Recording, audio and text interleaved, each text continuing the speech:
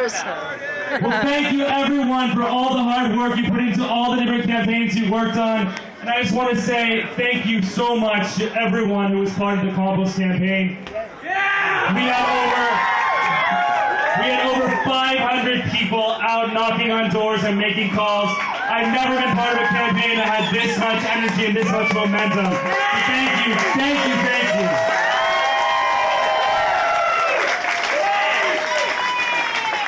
And I want to introduce, I was going to say for a few words, one of my heroes, and one of the only people that I would ever work this hard for, or give this much time for, Dianne Campos.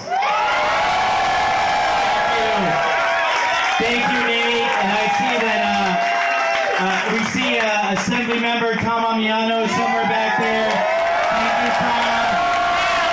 Thank you, Tom, for everything you've done. I also want to acknowledge my incredible family, my husband, Phil Wong, who's in the back, my parents, Judith and David, who are back there, my sister Olga, and I want to begin by thanking the most incredible campaign team that any candidate can have. The Campos team is so amazing. Thank you, Campos team. I want to thank Nate Albee, who is my campaign manager, who's doing an amazing job.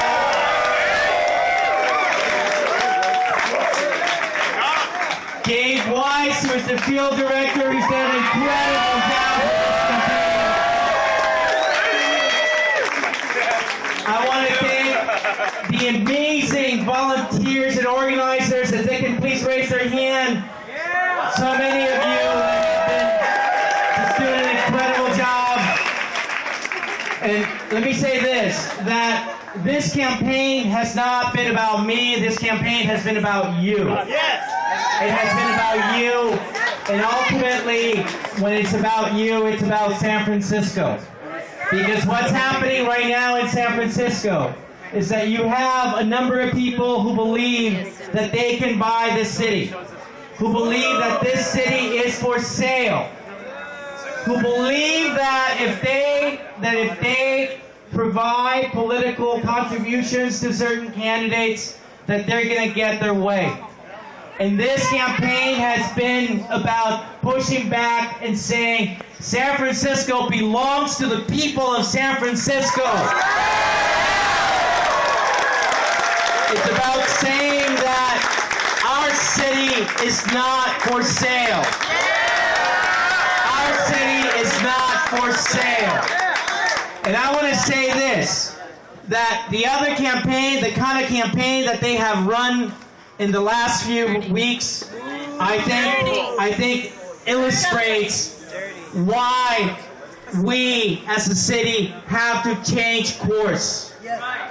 We need to move away from the politics of division, where a candidate on one hand talks about bringing people together and does everything to actually divide. We need leadership that understands that San Francisco cannot be San Francisco unless we have a middle class in San Francisco. That San Francisco cannot be San Francisco unless we have housing that's actually affordable by people who live here. Now, we are still watching these election results, and you can see that we are getting closer.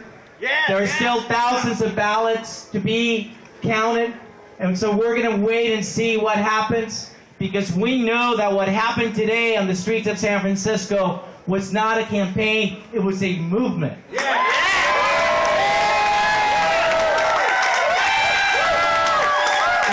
It was a movement. It was a movement. It was a movement to make sure that San Francisco remain a city that works for all of us. And I want to send a message. I want to send a message to Ron Conway, Reid Hoffman. Stop playing politics with domestic violence.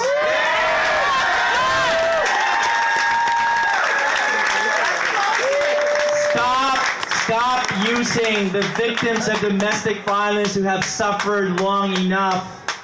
Stop using the pretext of domestic violence to cover the fact that what you want is you want to play by your own rules and you don't want to follow the rules that everyone else has to follow.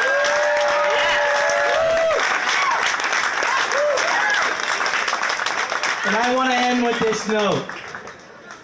We, in this campaign, have sent a message that progressive politics and politics of inclusion are alive in San Francisco. We're not going anywhere. You're going to have to deal with us. We are not going anywhere. And we are going to hold our leadership accountable. And it doesn't matter how much you outspend us. It is not money that wins elections. It is people who win elections. We are going to bring the city back to its core. We're going to make sure